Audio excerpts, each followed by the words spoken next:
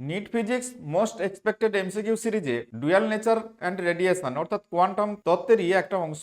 এখান থেকে আজ এমন কিছু এমসিকিউ নিয়ে আলোচনা করব যে এমসিকিউ গুলো ঘুরিয়ে ফিরিয়ে একাধিকবার বিগত বছরের পরীক্ষাগুলোতে এসছে, আর এবারেও এখান থেকে ওই রকম দুটি কোশ্চেন অবশ্যই থাকবে, তো এর কোনো ব্যতিক্রম হবে না। আর ওই টাইপগুলো যদি ভালো করে সলিউশন করা যায় তাহলে কিন্তু এই দুটি কোশ্চেন নিশ্চিতভাবে সমাধান করা যাবে। আর এই সমাধানের সময় আমরা এখানে যেহেতু বিগত বছরের কোশ্চেনগুলো সমাধান করব, তাহলে এর সমাধানগুলো একসঙ্গে সবই হয়ে যাবে। শর্টকাট কিছু ট্রিক্স এখানে আমরা ব্যবহার করব। আর এই সমাধান করতে গিয়ে বেশিরভাগ ছাত্র যে জায়গাগুলোতে ভুল করে থাকে সেই কমন মিস্টেকগুলো এখানে আজকে আমি তুলে ধরবো, কোথায় ভুল হয়। চলো তাহলে আলোচনাতে এবারে চলে যাই। ফার্স্ট, একটি আলোক সংবেদী পদার্থের কার্য অপেক্ষক 4.2 ইলেকট্রন ভোল্ট। আলোক সংবেদী পদার্থের কার্য অপেক্ষক 4.2 ইলেকট্রন ভোল্ট। পদার্থটি সূচনা তরঙ্গ দৈর্ঘ্য কত? এখানে আমরা যদি কার্য অপেক্ষক W0 সমান, এটা থেকে যদি আমরা বের করি W0 সমান H*νu0, সেখান থেকে আমরা এটা বের করতে পারি। এখানে শর্ট ট্রিক্স লাগিয়ে সবসময় সমাধান করবে, তাহলে তাড়াতাড়ি উত্তর হয়ে যাবে। আর প্রশ্নটা পড়ার পরই তোমরা পজ করে সমাধানের চেষ্টা করবে, তারপরে আমার সমাধানটি দেখবে। এখানে শর্ট ট্রিক্স আমি লাগাচ্ছি একবারে সরাসরি, এটা তোমরা মনে রাখবে অবশ্যই, তাহলে কিন্তু এগুলো ওই 30 সেকেন্ডও লাগবে না সলিউশন করতে। λ0 সমান 12,400/W0। W0টা ইলেকট্রন ভোল্টে আর ওটা আর্মস্ট্রং ইউনিটে λ0 উত্তর আসবে। তাহলে এখানে 4.2 যদি বসিয়ে দিই, তাহলে এটা যদি বসিয়ে দিই তাহলে কত আসবে? অ্যাপ্রক্স 4, 4 এর সামান্য বেশি। তাহলে এটা যদি 4 দিয়ে ডিভাইড করি তাহলে 4 3 12, 4 1 4, তাহলে 3100 এরকম একটা রেজাল্ট আসবে।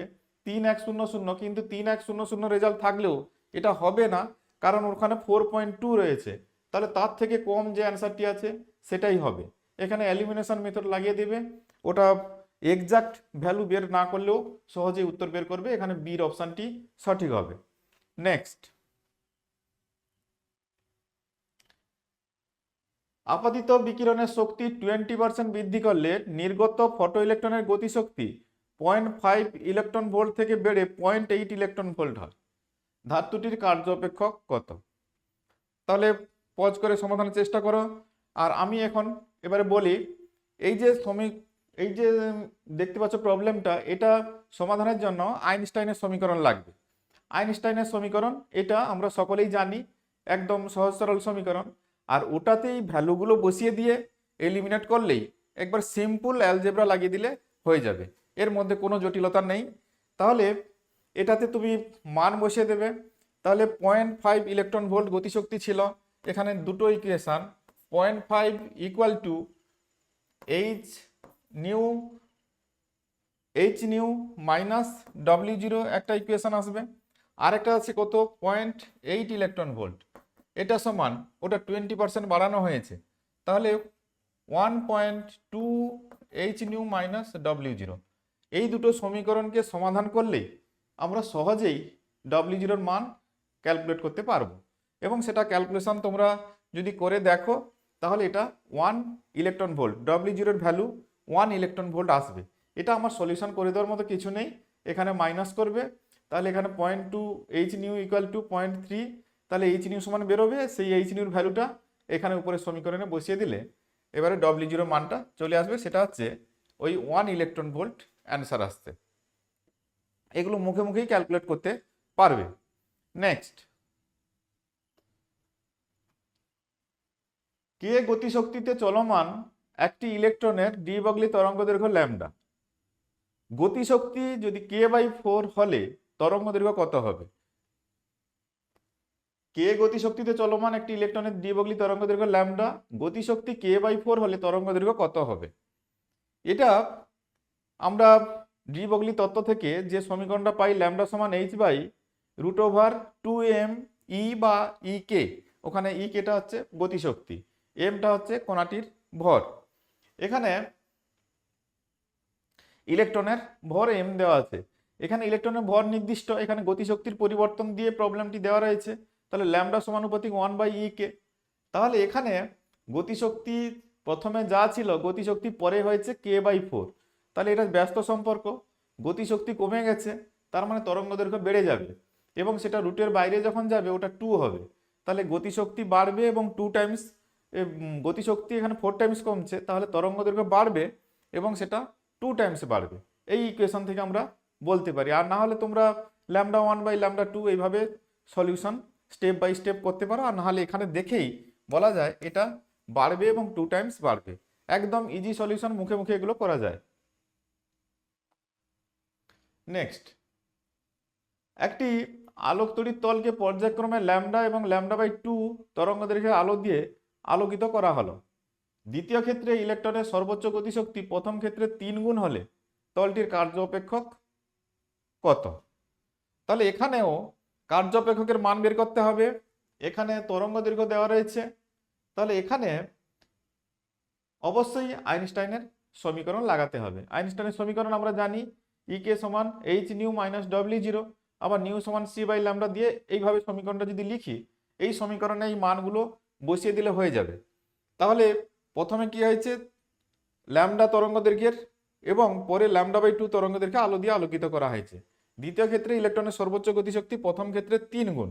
তাহলে প্রথম ক্ষেত্রে সমীকরণটা যদি ইকে সমান hc/λ মাইনাস ডব্লিউ জিরো এভাবে লিখব, আর দ্বিতীয় ক্ষেত্রে সমীকরণটা লিখব যেহেতু এর শক্তিটা 3 গুণ হয়ে গেছে, 3ek সমান hc বাই এটা তাহলে λ/2 লিখব মাইনাস ডব্লিউ জিরো।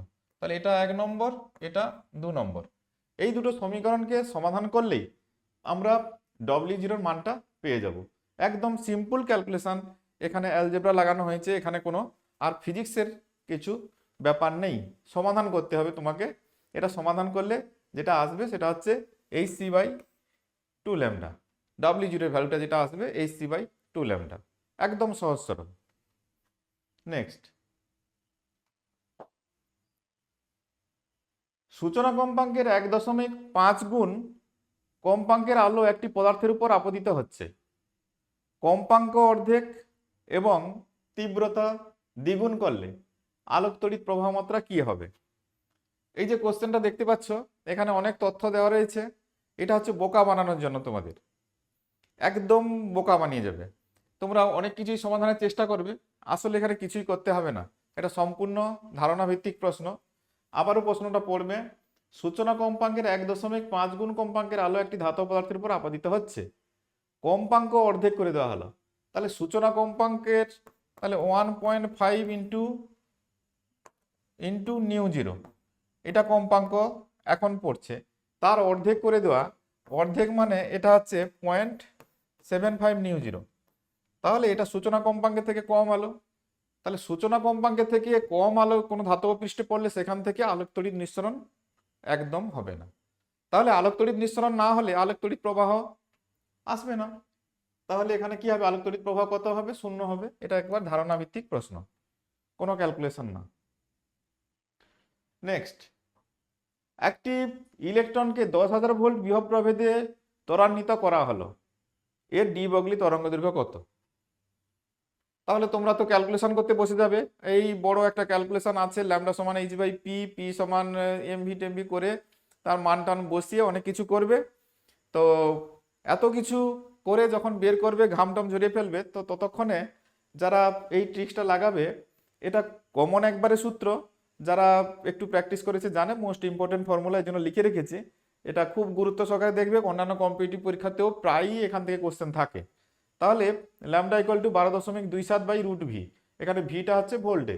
তাহলে এখানে 10,000 যদি বসিয়ে দাও, তাহলে এখানে ল্যামডা হবে, ল্যামডা সমান 12.27 বাই এটা হচ্ছে √10,000। তাহলে 10,000 করলে এটা 100 হবে, 12.27/100। তাহলে এটা যদি মিটারে করো, তাহলে এটা আর্মস্ট্রং এর উত্তর বেরোচ্ছে। এটা আর্মস্ট্রং 0.1227, এত আর্মস্ট্রং। তাহলে মিটারে করলে তাহলে এটা 10⁻⁻10 আসবে। আর এটা যদি 12কে সামনে রাখতে চাও, দশমিকটা 2 ঘর সরালে এটা 10⁻12 হবে, অর্থাৎ বির উত্তরটি কারেক্ট হবে। একদম এগুলো সব 30 সেকেন্ডের সলিউশনের প্রশ্ন। আমি হয়তো একটু বুঝিয়ে বলছি, অপেক্ষাকৃত একটু বেশি সময় লেগে যাচ্ছে। তোমরা যখন সলিউশন করবে সেটা আরও কম সময় হয়ে যাবে। নেক্সট কোশ্চেন, আলোক তড়িৎ পরীক্ষায় আপাতিত আলো তরঙ্গ দৈর্ঘ্যের উল্টো মান মানে 1/λ সাথে নিবৃত্তি বিভব V0 গ্রাফের নতি কত? আমি এখানে গ্রাফটা অলরেডি দিয়ে রেখেছি, দেখো 1/λ আর V0। তাহলে এই হচ্ছে গ্রাফ, আমরা এটা জানি, আমরা যেটা নিউ ভার্সাস V0 সলিউশন করেছি। এটা লাস্ট ইয়ার এইচএসে এই ধরনের গ্রাফই দিয়েছে। তো এখানে এর নতি আমরা জানি আইনস্টাইনের যে আলোক তড়িৎ সমীকরণ এভাবেও লেখা যায়, ই V0 সমান hc/λ মাইনাস W0। এবারে V0 সমান ইটাকে যদি এদিকে ডিভাইড করে দেয় hc/e 1/λ W0/e, তাহলে এটা একটা স্ট্রেট লাইনের ইকুয়েশন, যেটা হচ্ছে এই স্ট্রেট লাইনটা, এই যে স্ট্রেট লাইন দেখতে পাচ্ছ, এই স্ট্রেট লাইনের সমীকরণ এটা। এর নতি কম্পেয়ার করো, এখানে 1/λটা এক্স এর জায়গাতে এটা, তাহলে এম এর জায়গাতে কোনটা আছে? এইটা hc/e। তাহলে নতি থেকে কি পাবে? hc/e এইটা। নেক্সট, সূচনা কম্পাঙ্কের চেয়ে বেশি কম্পাঙ্কের আলোর ক্ষেত্রে নির্গত ফটো ইলেকট্রনের সংখ্যা কার সমানুপাতিক হয়? এটা একবারে তত্ত্বগত প্রশ্ন। যখন আপাতিত আলো ধাতব পৃষ্ঠে যে আলো পড়ে তার কম্পাঙ্ক যখন সূচনা কম্পাঙ্কের থেকে বেশি হয়, ওখান থেকে ইলেকট্রন নিঃসরণ হবে, এ নিয়ে কোনো সন্দেহ নেই। তবে এখানে প্রশ্ন কি দিয়েছে? ফটো ইলেকট্রনের সংখ্যা কার সমানুপাতিক? ফটো ইলেকট্রনের সংখ্যা, তাহলে যত বেশি ফোটন পড়বে তত বেশি ইলেকট্রন বা ফটো ইলেকট্রন নির্গত হবে। তাহলে ফোটনের সংখ্যাটা নির্ভর করে ইন্টেন্সিটির উপরে, ফোটনের সংখ্যা নির্ভর করে ইন্টেন্সিটি বা আলোর তীব্রতার উপরে। তাহলে নির্গত ইলেকট্রনের সংখ্যাটাও নির্ভর করবে আলোর তীব্রতার উপরে, অর্থাৎ ইন্টেন্সিটি অফ লাইট। বির অপশনটি কারেক্ট হবে, বি। নেক্সট, একটি ইলেকট্রন, একটি আলফা কণা এবং একটি প্রোটনের গতিশক্তি সমান। তিনটি কণা, তিনটির গতিশক্তি সমান দেওয়া রয়েছে। তো এখানে প্রশ্ন, এদের মধ্যে কার ডি বগলি তরঙ্গ দৈর্ঘ্য সবচেয়ে কম?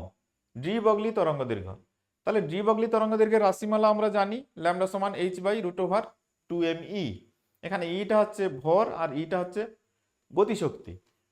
তো আলফা কণা, প্রোটন আর ইলেকট্রন তিনটি আছে, তো এদের গতিশক্তি সমান বলেছে। তাহলে গতিশক্তি যদি সমান হয়, আমি এভাবে লিখতে পারি বিষয়টাকে, √m, যেহেতু ইটা সমান, এইচ তো কনস্ট্যান্ট প্লাঙ্কের ধ্রুবক, এগুলো সমান, তাহলে ল্যামডা সমানুপাতিক 1/√m। তাহলে এম যার ক্ষেত্রে বেশি, এখানে প্রশ্ন দিয়েছে এদের মধ্যে কার ডি বগলি তরঙ্গ দৈর্ঘ্য সর্বনিম্ন। যার এম বেশি তার তরঙ্গ দৈর্ঘ্য সর্বনিম্ন হবে। এখানে ইলেকট্রন, আলফা কণা আর প্রোটনের মধ্যে আলফা কণার ভর বেশি।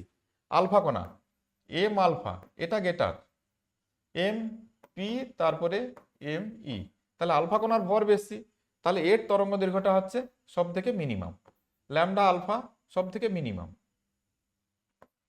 ল্যামডা এটা হচ্ছে পি, তারপরে হচ্ছে ল্যামডা ই, তাহলে এটাই হচ্ছে ল্যামডা আলফা। আলফা কণার তরঙ্গ দৈর্ঘ্যটা সব থেকে মিনিমাম হবে।